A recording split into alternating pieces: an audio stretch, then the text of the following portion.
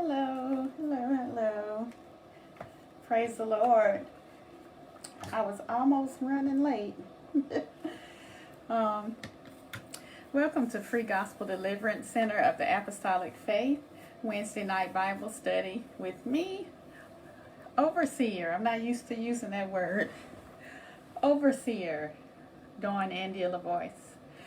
And we are reading the Bible. If you've never been here, we are reading the Bible a few chapters every week together from Genesis to Revelation.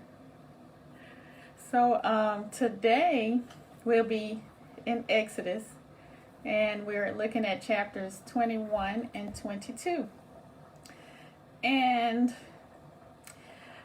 really it's a continuation. Chapters, I want to say 20 through 24-ish are all about God appearing before the Israelites on Mount Sinai and giving his statutes, his laws, his commandments.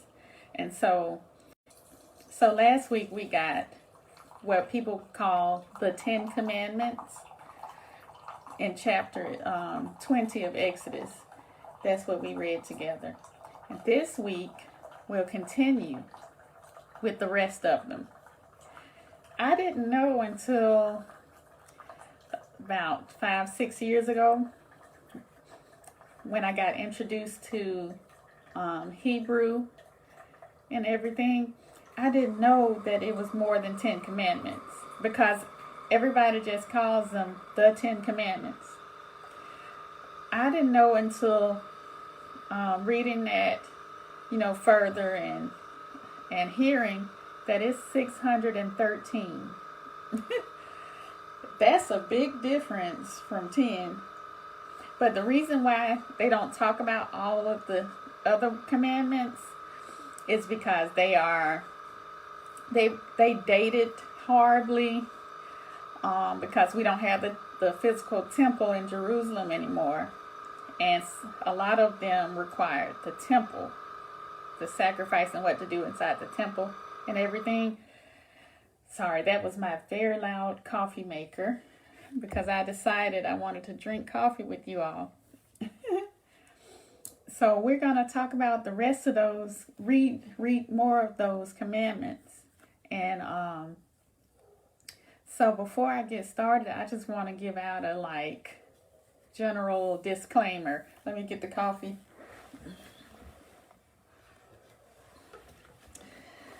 All right. I like a little coffee with my milk. But get your Bibles, get you something to drink. We're going to look at Exodus chapters 21 and 22. Welcome to everybody. I said I was going to give out a disclaimer. So, have you noticed that certain books and certain chapters in the Bible are not ones that most preachers preach from when they're at their church or when they're invited to preach at an event? They don't usually come from Exodus chapters 20 through 24. These are usually chapters that in modern times most speakers kind of shy from, as well as the book of Numbers and the book of Leviticus. Numbers is all about genealogy. Leviticus is all about it's more laws from God. And in the New Testament, people shy away from Revelation, but you're more likely to hear Revelation preached, though, than than Leviticus, Numbers, and these chapters of Exodus, because you're talking about an ancient time, ancient customs for an ancient people that would have understood it better and it would apply to better. So us in the 21st century, we might not understand some of these things. So I pray that I can read it with you and break things down for people that are not aware of biblical times or culture. I want to show you this because I mentioned 613 commandments. Let me clip this. I got this lapel mic. I'm going to clip this on. I want to show you a pomegranate. Now, pomegranates are mentioned a lot in the Bible. And God had told the priest to have pomegranates on the hem of their robes and bells. And if you don't know, what it symbolizes, it would be weird to you. But I'm going to show you a pomegranate. It's got a crown here at the top. And in the inside of the pomegranate, if you cut it open, it has chambers. And the chambers look like a heart. Look like our heart, the inside of our hearts. But I bring it up because I've never counted, but people that talk about the 613 commandments say that a pomegranate, any pomegranate you cut open, has 613 seeds. Now, I don't know if it's true because I didn't count it. But I wanted to bring that up because we're talking about all these 613 in the next several chapters. But recap of last week, and we'll run right into this week. Last week, remember, we were at the base of Mount Sinai, and God came down physically in a dark cloud, and it caused the mountain to shake. The people were shaking with fear. It was a constant blast, a long blast from shofar. Fire came up from the mountain and smoke. And he gave the 10 commandments, what we call the 10 commandments, in chapter 20. So in chapter 21, God is still speaking at that mountain. And so we pick up in verse 1. I hope I've got a good place for you to still see me pretty well while I read. Okay, Exodus 21, verse 1, and I'm reading King James. Says, "Now these are the judgments which thou shalt set before them." So he's saying these are the laws which you shall present before the Israelites. If thou buy a Hebrew servant, 6 years he shall serve, and in the 7th he shall go out free for nothing. So this is one of the ancient customs I was talking to you about. Back in this time, when they talk about servant or slave, because you'll see the word slave in the Bible too, it's not to be confused with a slave that we would think of or a servant that we think of today. Because of transatlantic slavery that in particular affected my ancestors, we look at those words in a very, very bad way. But in ancient times, when they're talking about the servant here, they're saying a person that owed you a debt, but they could not pay it monetarily. So you would take them in as someone that worked for you, and until they paid off the debt, if it was one that they could pay off in time, or if it was a huge sum that they never be able to pay, then they'll be your servant for a lifetime in this case. But there are laws for a servant, and the reason is probably because there was room for somebody to not treat that servant right. And so God is telling them what to do in regards to a servant in the next few chapters. I want to point out that the ancient Israelites just got freed from slavery that was rough as we assume. So they're not going to take on slaves to themselves and treat them badly. So, just FYI. But this is saying 6 years they need to serve for you. And the 7th year, the Sabbath year, they need to be free. Did you notice that? 6 days a week you work, and the seventh day you rest. So this is saying the same here for servants, for the Hebrew servant. I know further down in the Bible they talk about the land, the promised land. God had told them to work the land as far as crops and stuff like that for 6 years, and the seventh year let that land rest. If I'm not mistaken, I remember that further down, probably in another book. Okay, so let's see. Verse 3. If he came in by himself, meaning he didn't bring his whole family, his wife or children, he should go out by himself. He should be freed as, he came in. It's a gnat in here, I apologize. I'm swatting at it. If he were married, then his wife shall go out with him. So if him and his wife had to pay that debt with their time, him and his wife need to go free. Don't try to keep his wife as a servant. Verse 4. If his master have given him a wife, and she have borne him sons or daughters, the wife and her children shall be her masters, and he shall go out by himself. So if he came in as a single man, paying off a debt, but the master of the house hooked him up with a wife, and they had children, this is saying that wife and those kids, since they belong to the master of the house to begin with, stayed with the master of the house.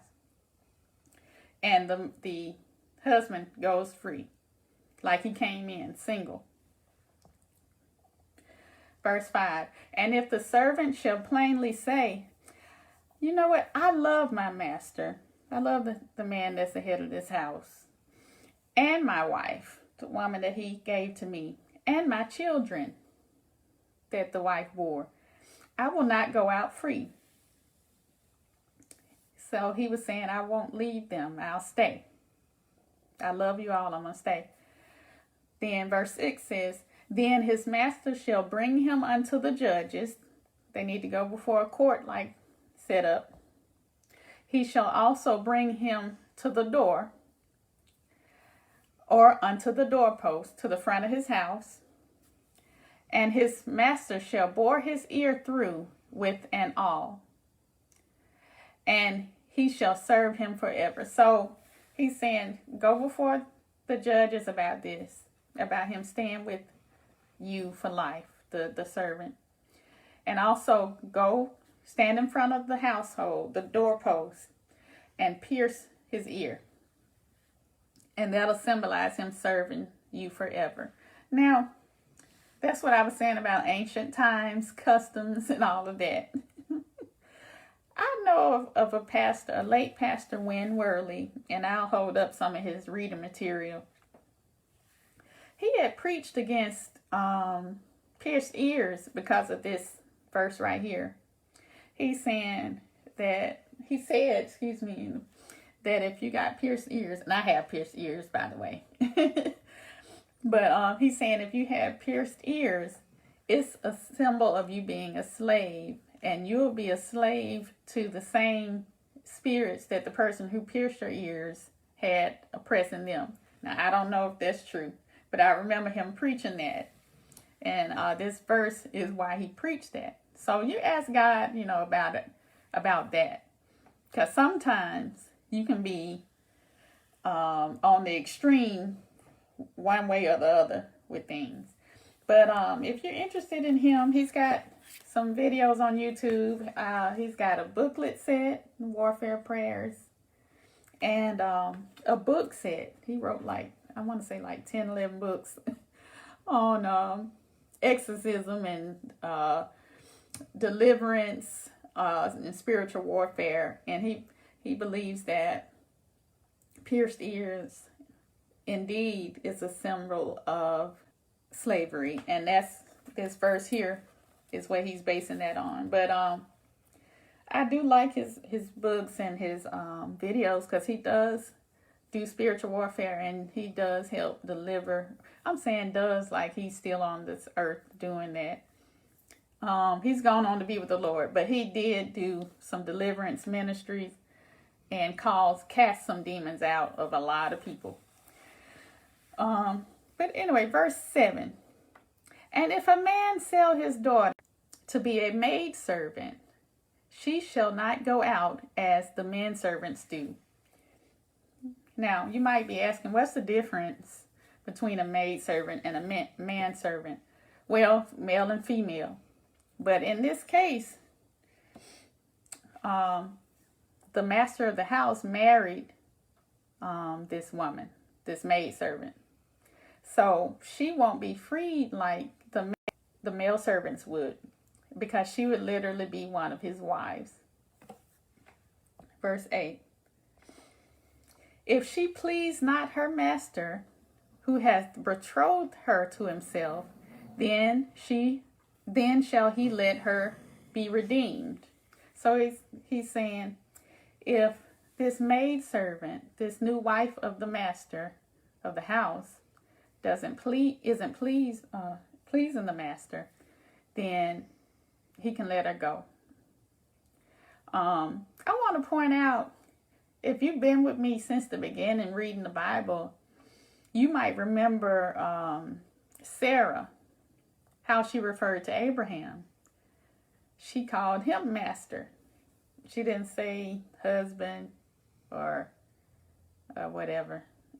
She called him master. And I thought, the first time I read the Bible, I was like, what? So I don't know for a fact that every wife in ancient time called her husband that or not. But that made me kind of understand this. Why would they call this woman's wife master? Let's see. Okay.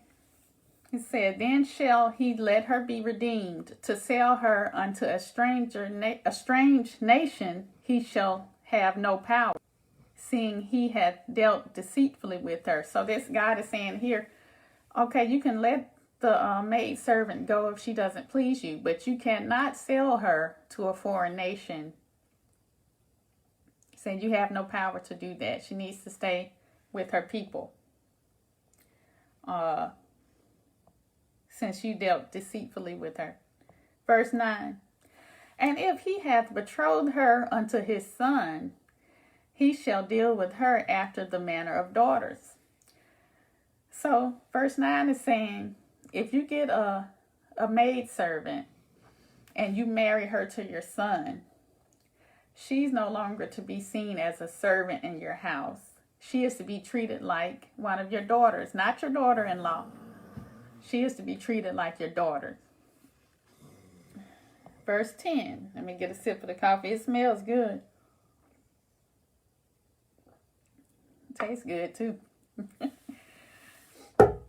Verse 10 says, if he take him another wife, because back then it was kind of customary to have more than one wife. It says, if he takes another wife, her food, her raiment, which is her clothes, and her duty of marriage shall he not diminish.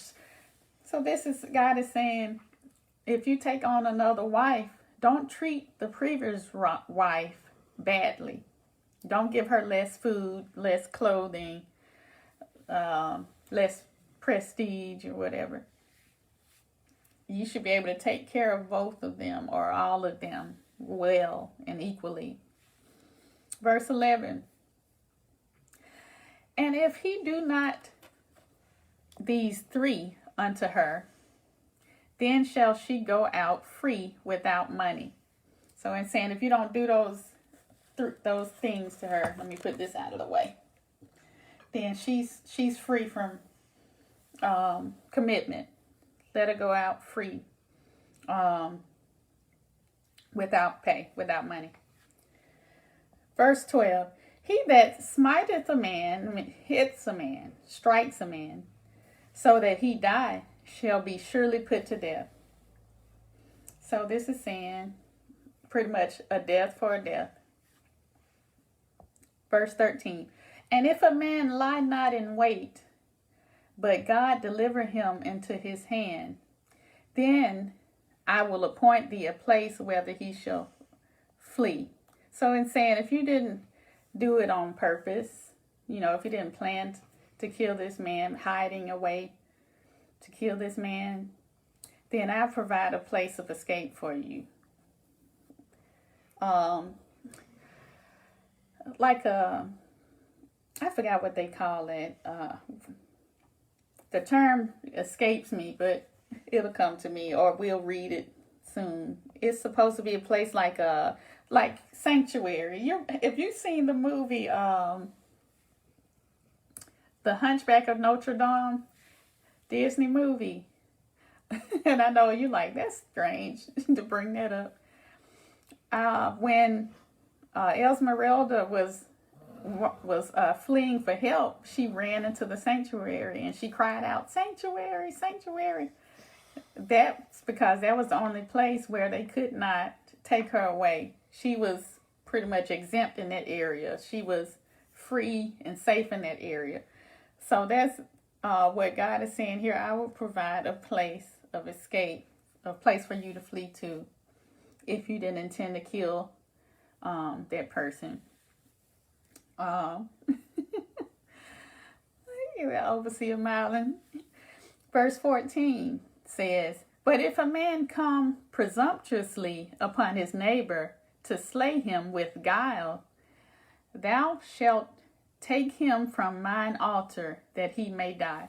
So this is saying, so if the man planned it, if he planned to do harm to his neighbor, to kill him,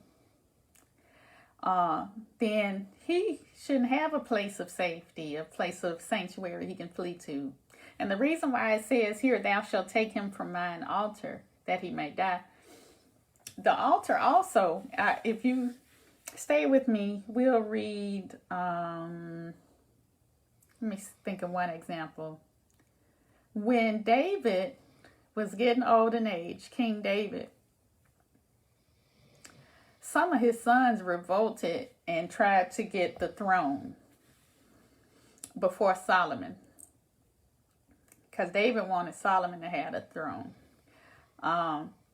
And one of his sons in particular, it's not Absalom in this case, it was another son, because we know what happened to Absalom if you read this with me, if you read it before.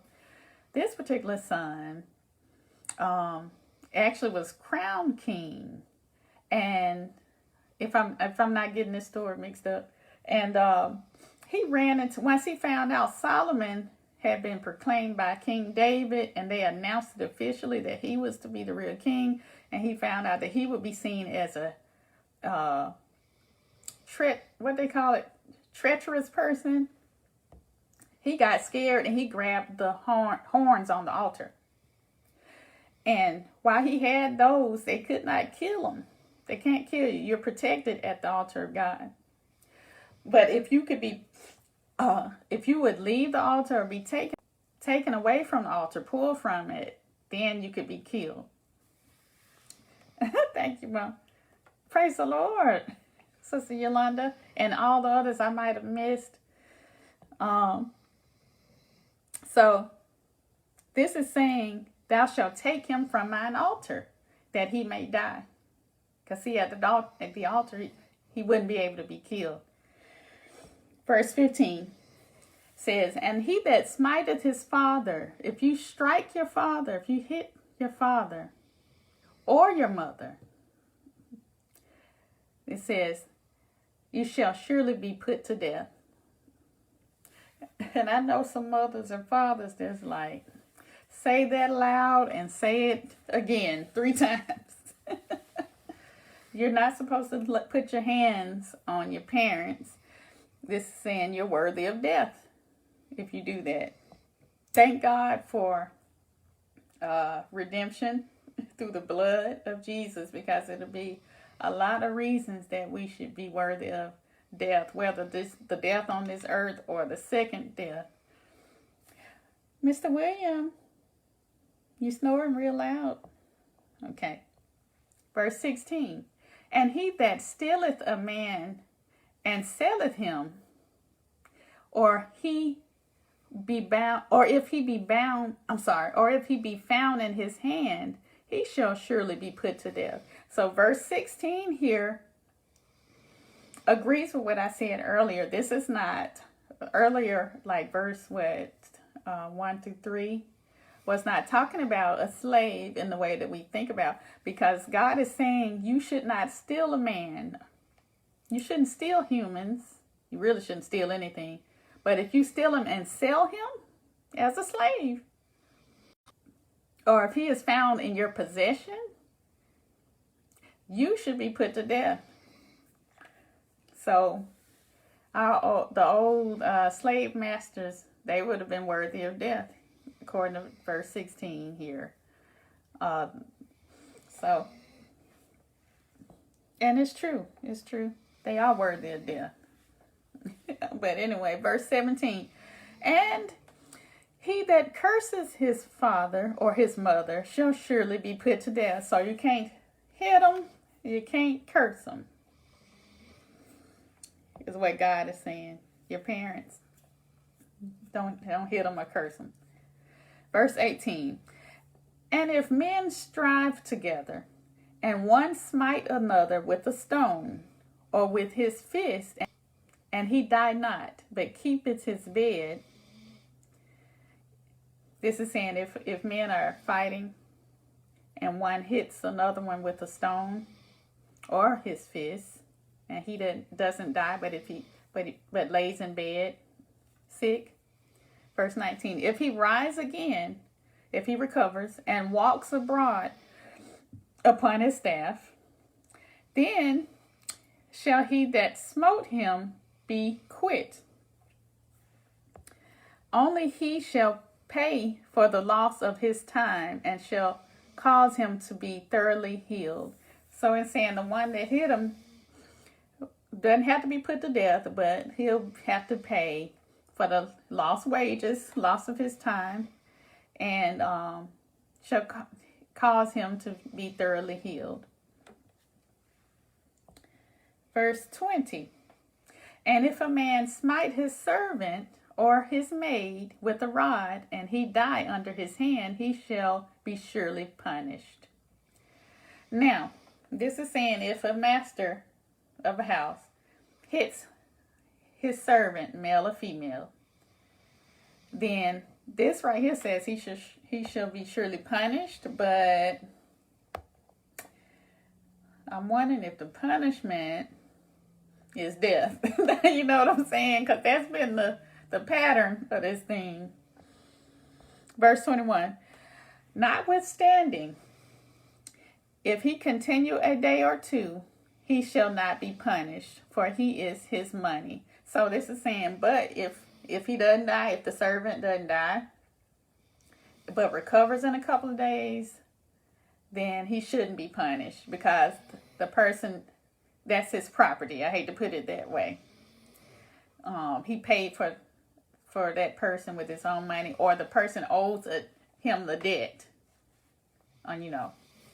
So, that sounds kind of rough. But verse 22, if men strive and hurt a woman with child, so that her fruit depart from her, and yet no mischief follow, he shall be surely punished, according as the woman's husband will lay upon him, and he shall pay as the judges determine. So, if men are fighting with each other, probably physically, and happen to hurt a pregnant woman, and she miscarries, they should be punished according to what the woman's husband decides. And they shall pay a fee as the judges determine in court. Verse 23. And if any mischief follow, then thou shalt give life for life. So, okay. So this is saying, if the baby dies, if any problems follow, then they'll have to die. Verse 24.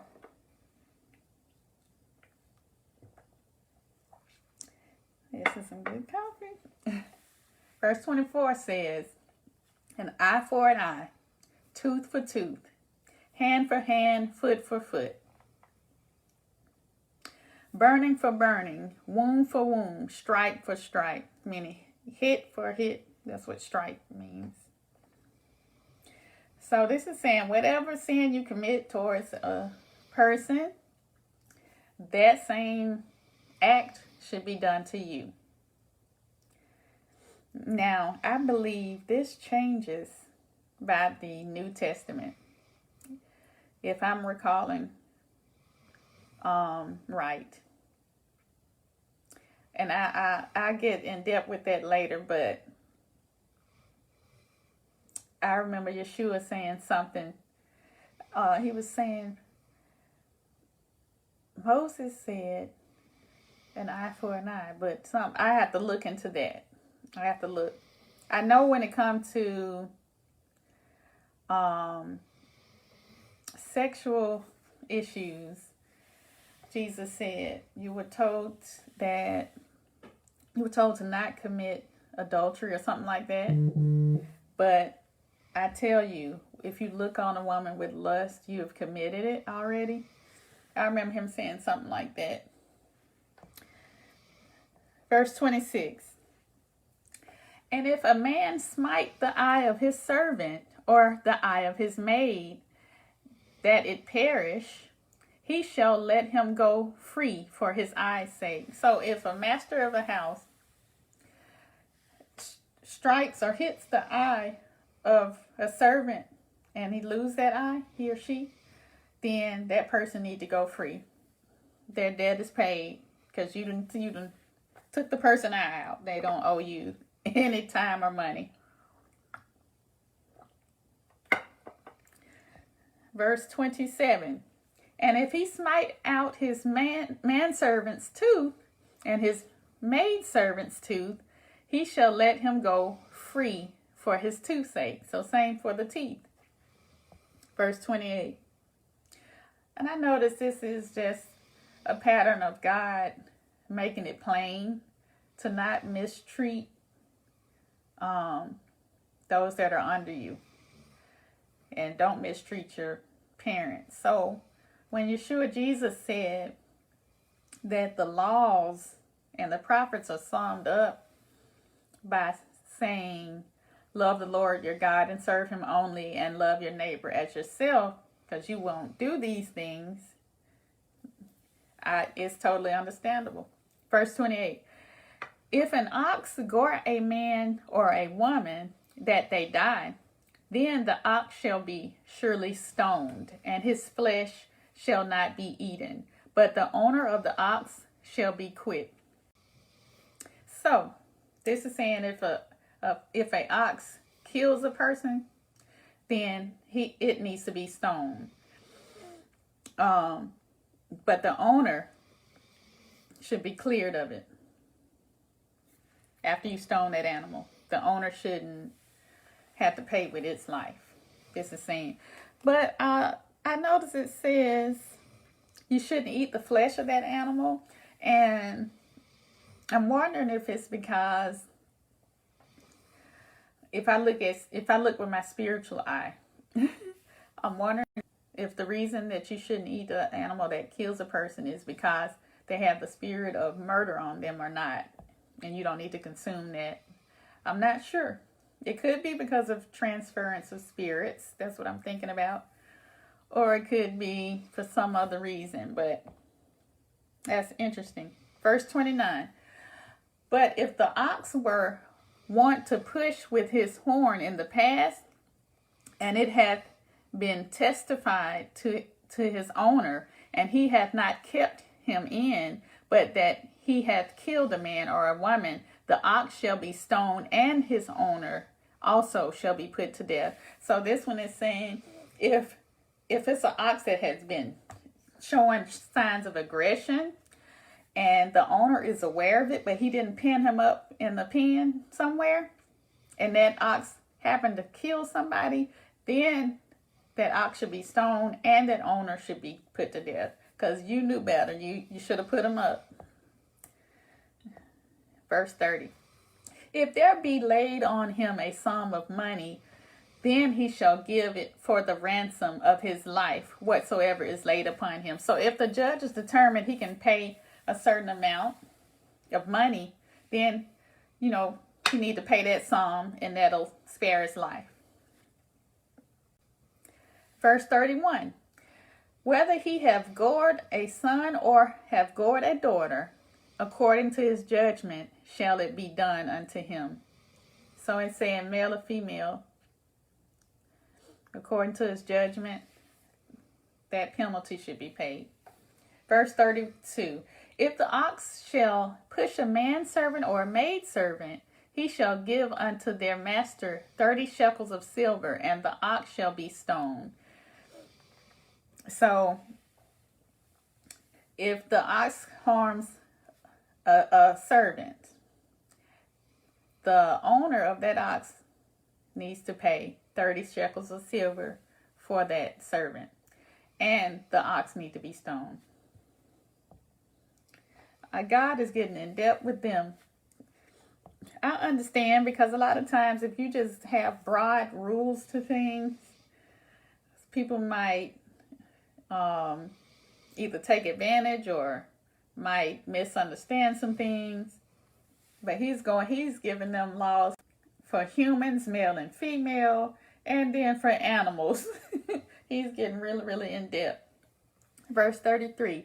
And if a man shall open a pit, or if a man shall dig a pit and not cover it, and an ox or an ass fall therein, and an ass is a donkey, then the owner of the pit shall make it good and give money unto the owner of them, and the dead beast shall be his. So it's saying if you done dug a hole in the ground or opened up a hole to a pit, and someone if an animal happens to fall in, excuse me, then you need to pay money to the animal's owner, and then that dead carcass is yours to do whatever with. Let's see. Verse 35. And if one man's ox hurt another's, that he die, then they shall sell the live ox and divide the money of it, and the dead ox also shall be divided. They shall divide. So, if the two animals fighting and one of them get killed, you need to sell the live one, split the proceeds, and you also split the dead body of the other animal. Verse 36.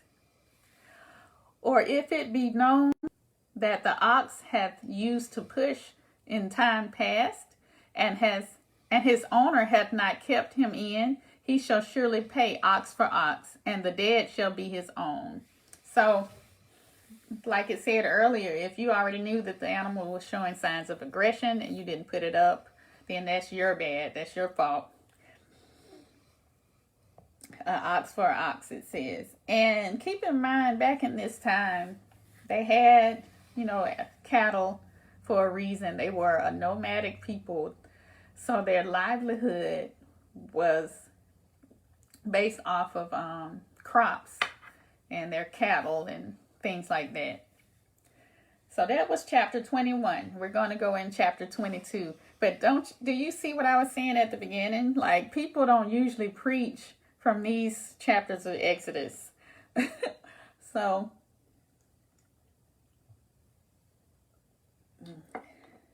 chapter 22, verse 1.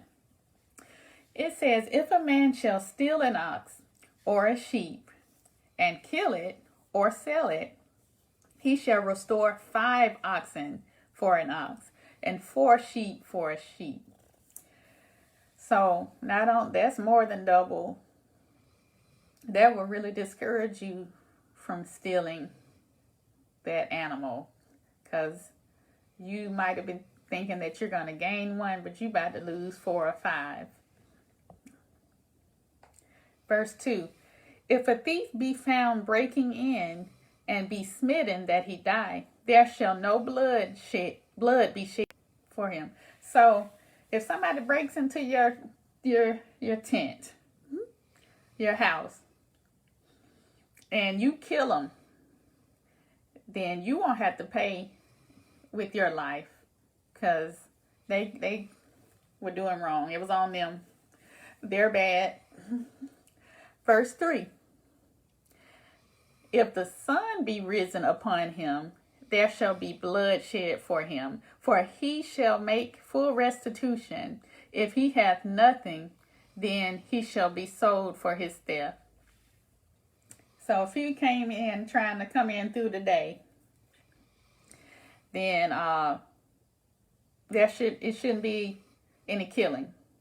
But he needs to make full restitution.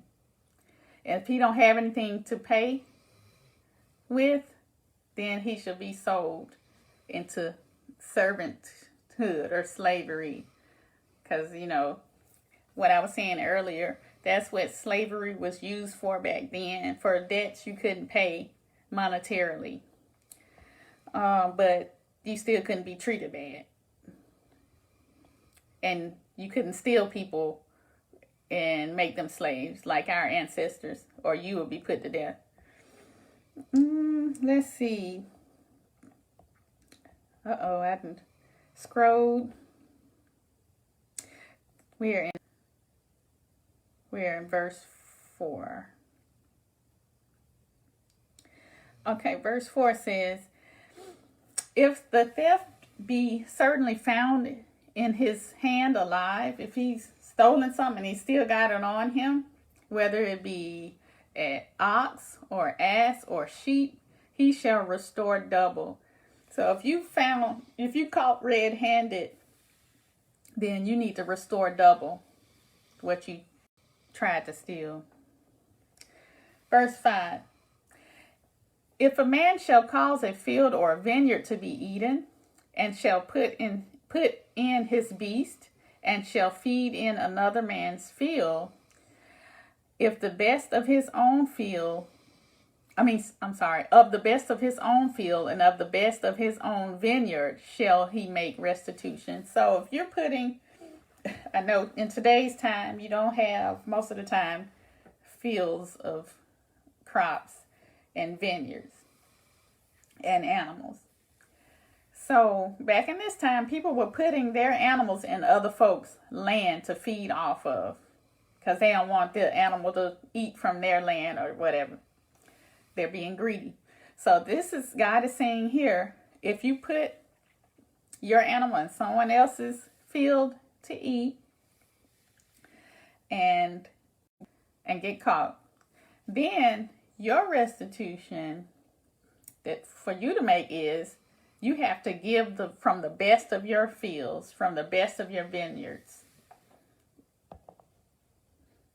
So that'll discourage you from doing that. Verse 6 says, if fire break out and caught in thorns, so that the stacks of corn or the standing corn or the field be consumed therewith, he that kindleth the fire shall surely make restitution. So if a fire causes your crops to be destroyed, whoever started that fire needs to pay restitution for your loss. Verse 7, if a man shall deliver unto his neighbor money or stuff to keep, and it be stolen out of the man's house, if the thief be found, let him pay double. Once again, if you're stealing, you're going to owe double. Verse 8, if the thief be not found, if you don't find the person that stole in this instance, then the master of the house shall be brought unto the judges. The house that you put your stuff in, that master of that house needs to be brought unto the judges to see whether he have put his hand unto his neighbor's goods, to see if the master of the house is the thief or not. Verse 9, for all manner of trespass, whether it be for ox, for ass, for sheep, for raiment, clothes, or for any manner of lost things, which another challenges to be his, the cause of both parties shall come before the judges, and whom the judges shall condemn, he shall pay double unto his neighbor. So if somebody come onto the property in any way to take clothes or animals or any item is lost, and there's a dispute, if there's a challenge between two parties, both of them need to come before the judge. And the judge will decide who will be condemned, and the person that's condemned need to pay double for the loss. Verse 10, if a man deliver unto his neighbor an ass or an ox or a sheep or any beast to keep, and it die, or be hurt, or driven away, no man seeing it. So it's saying if a man brings an animal to be kept by a neighbor, and something happens to that animal, whether it be they die, they get hurt, or they're driven away by something or somebody, they ran away, but nobody saw what happened, it says, then shall an oath of the Lord be between them both. They should both take an oath before the Lord, that he hath not put his hand unto his neighbor's goods, that none of them did harm to his neighbor to cause this thing to happen, or this damage or whatever, or the loss of the animal. It says, and the owner of it shall accept thereof. The owner should accept that, and he shall not make it good. So let's see. So it won't be required of him to make restitution. Let's see. Let me scroll to verse 12. And if it be stolen from him, if the animal is stolen from him, he shall make restitution unto the owner thereof. So the owner of the animal that was stolen, if that's the case, then restitution should be made to that owner of the animal. Verse 13, if it be torn in pieces, then let him bring it for witness. I bet that was stanky, ugly, scary to see somebody bringing in an animal that was torn to pieces, bringing it into court. It says, and he shall not make good for that which was torn. So no restitution will be made for the animal that was torn to pieces. Verse 14. And if a man borrow out of his neighbor, and it be hurt or die, the owner thereof being not with it, he shall surely make it good. So if you're borrowing the animal and something happens to it, and while the owner isn't with it, the one that borrowed it will have to pay restitution. We have to pay for that animal to be replaced. Then you have verse 15. But if the owner thereof be with it, so if the owner is there the whole time and sees what happened, he shall not make it good. No restitution will be needed. If it be an hired thing, it came for his hire. So saying if it was hired, while it was hired and damaged, that's the price that has to be paid. The damage need to be included in that price. Let's see. Verse 16. And if a man entice a maid that is not betrothed, they getting into sexual, well, I said they. God is getting into sexual laws now. He's bringing up fornication here. And if a man entice a maid, a woman, that is not betrothed, that is not married, and lie with her, sleep with her, he shall surely endow her to be his wife.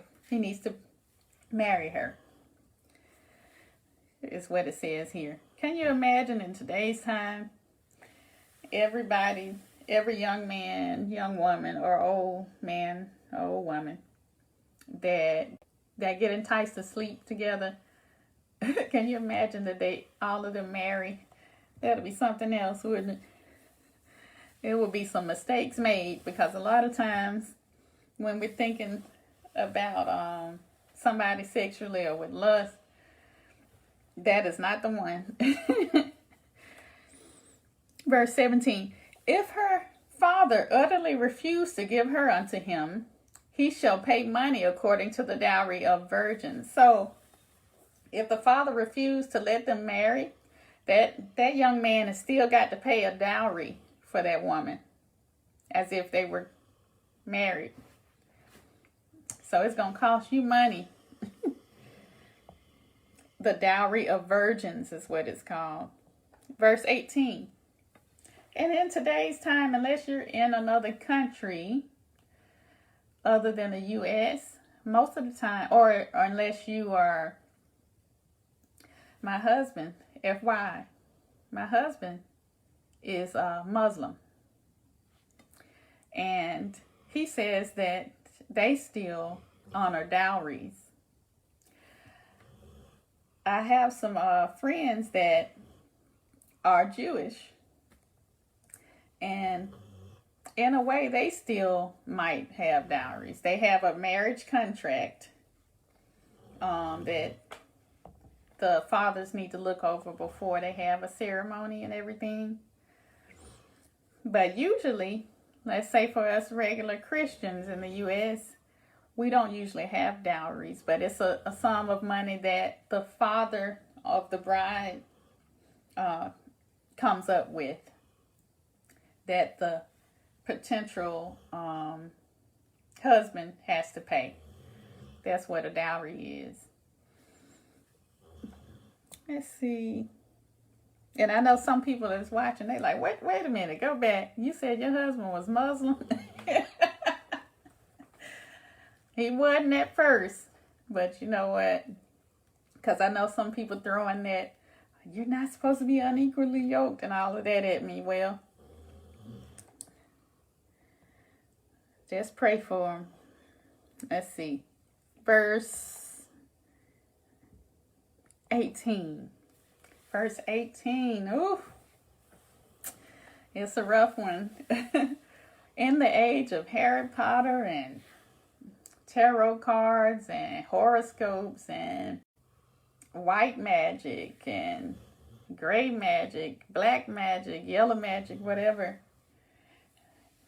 This right here, verse 18 says, thou shalt not suffer a witch to live.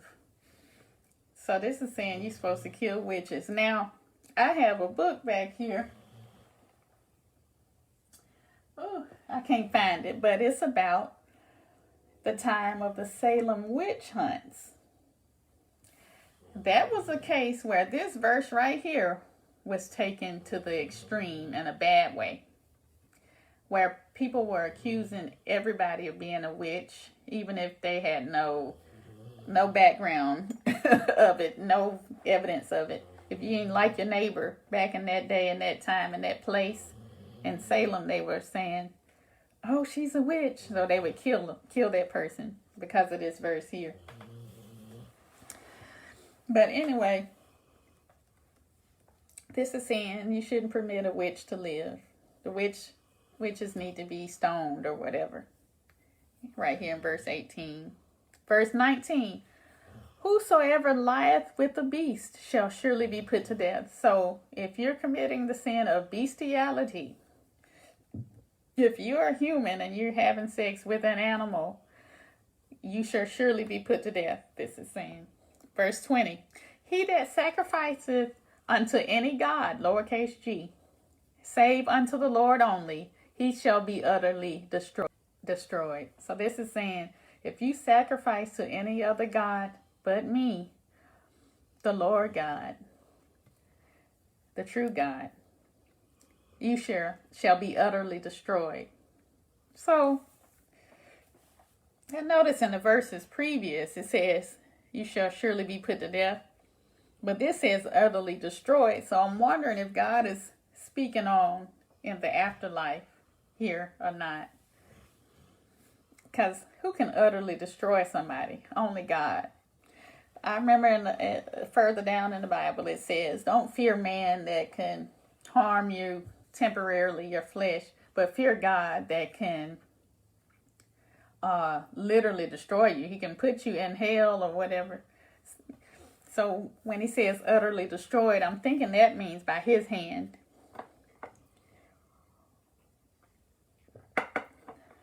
Verse 21, thou shalt never vex a stranger, nor oppress him, for ye were strangers in the land of Egypt. So this is talking about how you should treat a foreigner, a traveler, a stranger, a sojourner. Said don't mistreat them with those that you don't know, even those that you don't know. Because we're going to treat, most of the time, we'll treat our friends and family right. But God is concerned even about the stranger. Saying don't upset him, don't mistreat him, don't oppress him. He said because don't forget you were strangers and slaves in Egypt. So don't oppress nobody else. And that goes back to agree with what I said about slavery at the beginning. It's not to be confused with what we think a slave is, or what we know a slave was here in the U.S. Verse 22. Ye shall not afflict any widow or fatherless child. So the widows and orphans, God wants you to take care of them and protect them. Don't afflict them. Verse 23, if thou afflict them in any way, in any wise, and they cry out at all unto me, they pray to me and come to me about it, I will surely hear their cry. I'll hear them. And my wrath shall wax hot. My anger shall be kindled like a fire. And I will kill you. God ain't playing about the orphan or the widow here. He's saying, let me hear in prayer that they're being mistreated. I will kill you with the sword, and your wives shall be widows, and your children fatherless. I will make your household have widows and orphans. So he ain't playing about them. Verse 25. If thou lend money, my phone screen, I'm reading from my phone, and it has a crack in it. So I almost misread that lend. I thought that was a T at first, tend. If thou lend money to any of my people that is poor by thee, thou shalt not be to him as an usurer. Neither shalt thou lay upon him usury. So this is saying, if you lend money to a poor person by you, don't mistreat them. Don't be a loan shark to them. In today's terminology, loan shark. Don't charge them interest.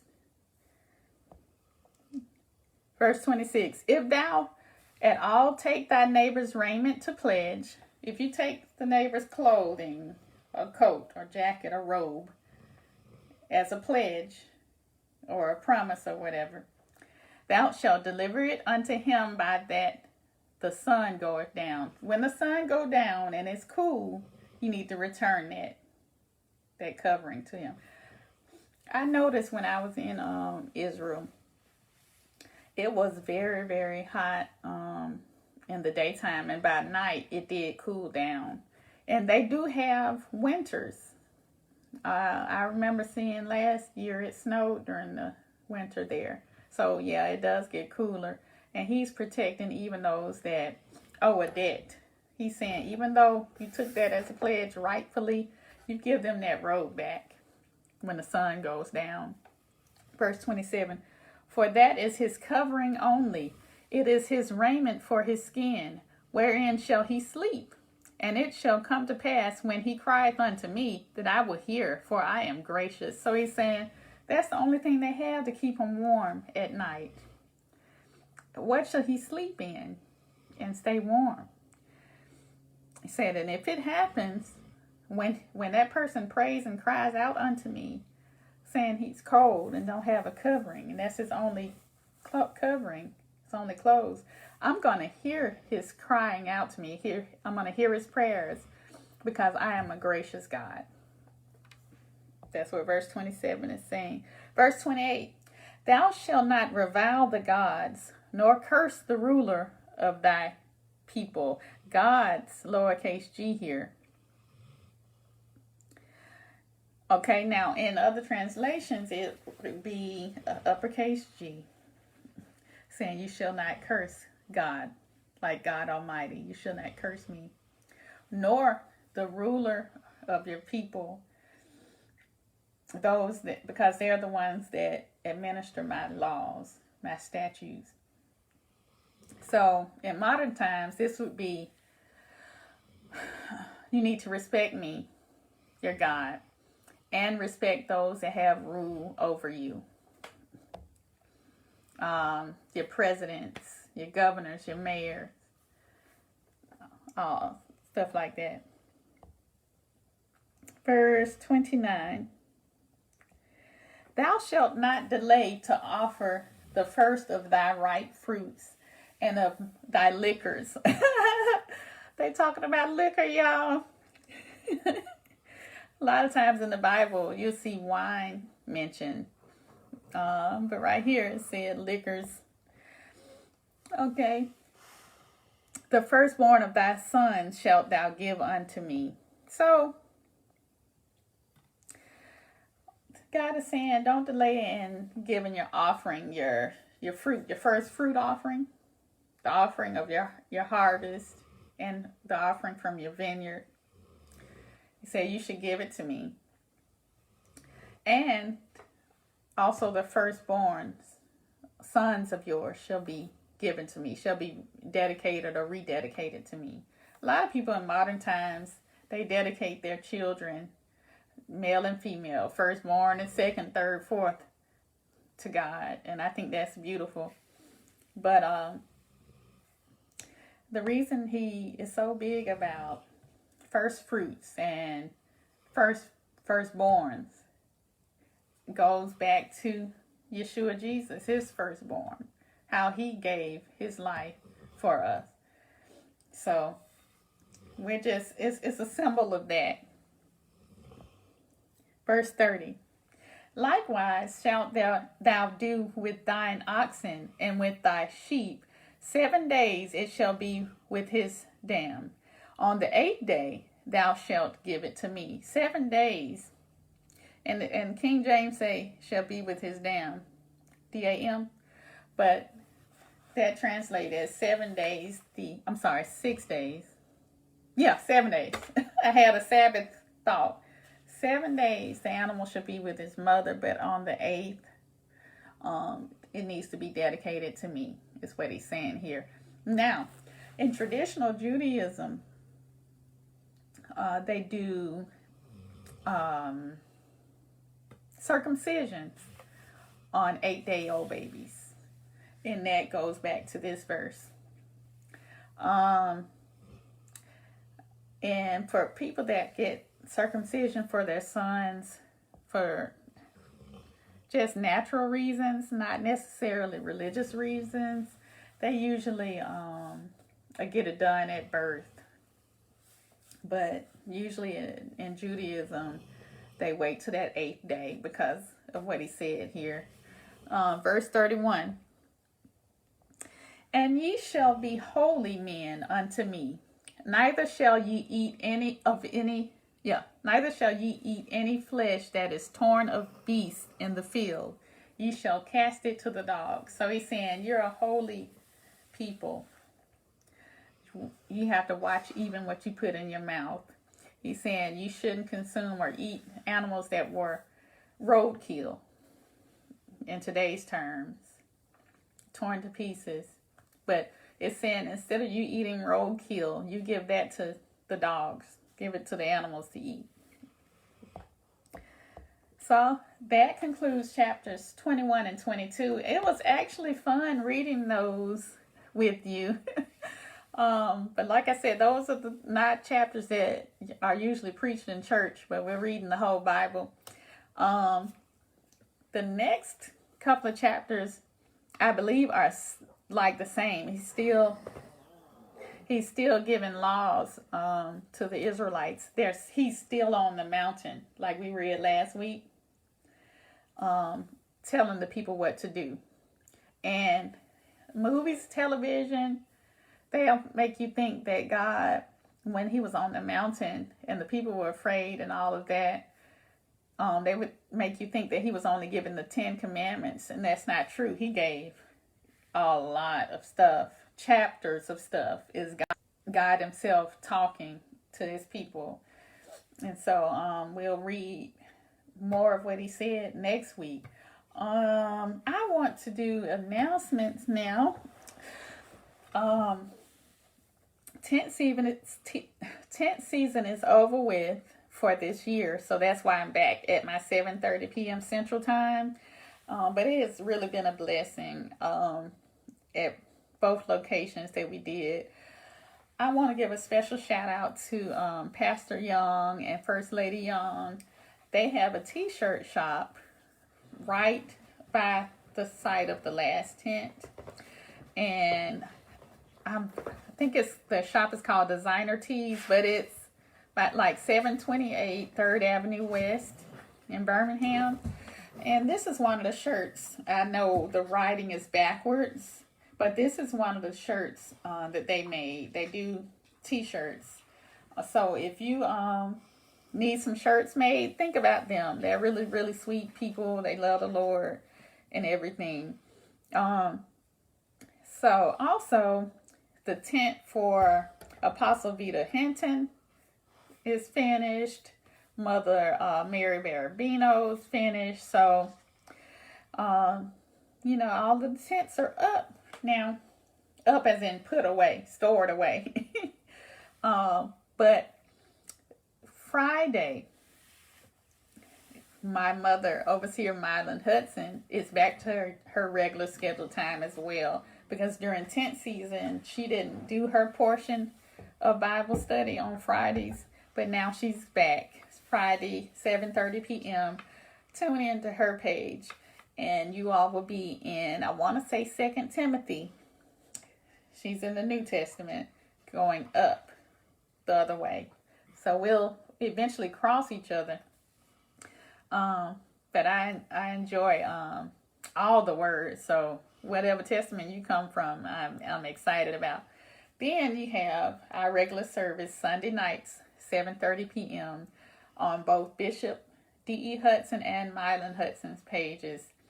You can tune in to our regular service. I believe it would be Bishop D.E. Hudson speaking again on this Sunday. If you haven't checked out our other sites, we do have a page on Facebook, Free Gospel Deliverance Center. Excuse me, drinking this coffee makes me burp.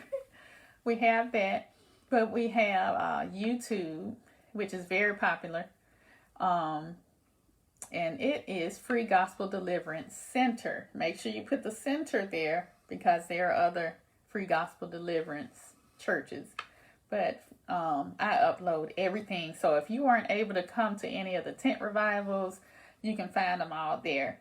You can find appreciations. My ordination is there. Any video, because we video every service, even when we visit other churches. So you can find them there. Pictures and stuff like that will be on Instagram and Twitter. And Instagram is FGDC_apostolic1. And Twitter is @deliverance_free. Now, I'm going to be honest, I need to upload our most recent photos to those, but they're still available. If you are in the giving spirit and want to bless our ministry because it's blessed you, We have Cashapp. The main Cashapp is $ONE, as in the number one, ONEGUITAR. Oneguitar. $Oneguitar. And my personal Cashapp is $India Lavoyce. It's like my name on here, but no spaces. Also, we have Venmo. And I'm going to look. I think my Venmo is also that name, but let me verify. Because I know some people don't have Cash App, but they have Venmo and might want to give. And just specify if you want that to be for me or for the whole ministry, and I'll know what to do with it. Venmo is at India hyphen or dash capital L Lavoyce. At India dash Lavoyce is Venmo. Then let's see, that's all of our sites and our donation places. If you want to send us an email, we're at Gmail. freegospeldel, DEL, at gmail.com. You can send info, prayer requests, or whatever to our email, or you can leave it in the comments on either videos, or you can direct message us in any of those platforms. We are excited about Apostle Ida Moore and the other Apostle Moore. Their 25th church anniversary is coming up. So we're excited about that. I posted that info on our church page as well, because we like to support other ministries. I think also Prince of Peace is having a anniversary or appreciation coming up as well. I have to look because it was sent by message. I'll look at that and get that information out. You might want to go to that. True Agape Faith Strong Deliverance Church has got an old time revival coming up, and it'll be in November. I think it's a 3-day thing, and I kind of want to say the 10th through 13th, but I'm gonna look at that, and I'll post info on my page with that too. I share other ministries' things because we are all working for God. It's not about our ministry alone. And you need some backup. You need some help. You need some prayer warriors if you're in ministry. So you don't need any enemies. You need friends. So you help spread the good news of their stuff out too. And I think that's all as far as announcements. We'll get into prayer. I hadn't received any direct prayer requests that I know of, and my parents hadn't mentioned. But I do know, I found out yesterday that one of my old managers at a hospital I used to work at passed away. And he was not an old man. He was like in his 40s or something like that. So it's very surprising. So we want to pray for him and his family because he has a son. He always talked about his son. He said that his son is special needs. And he has a wife, and it was just them three. So we want to keep them in prayer because I know both of them are really, really missing him. So we add him in the prayer requests. Other than that, I'm not aware of prayer requests. We'll continue to pray comfort and peace over families that have lost members due to COVID or whatever cause. But we'll go ahead and do the prayer portion, and then I'll say that I will see you all later. Father God, I thank you for everybody that's tuned in and that will see this and will see through all of these laws here in the Old Testament that you are actually a gracious and merciful God. You said so yourself, word for word, for I am a gracious God. When we ran into that law about if a man owe you his jacket, return it by nightfall when it's cold. Because if he prays to me, I'm going to show mercy to him, and I'm going to be angry that they're not taking care of their fellow man. So help us to see that, even as we read in the Old Testament, that you're a gracious God back then, and then in the New Testament, and then in modern times, because you don't change. And we thank you for that. And we pray that we get to know more and more about you. I know that when we read the Old Testament or talk about the Old Testament, a lot of times we get that God don't play. He's rough. He'll kill you in a minute, stuff like that. And I know you don't play. But let us also see that you're gracious and loving and caring God that hears us, that hears our prayers and responds to us. Father, help us to not show any ill will or have malice or mistreat a stranger. Help us to know how to show your love to our neighbors. Help us to know how to treat people that are that's working for us. If any listeners are employers, help us to know how to not mistreat our employees.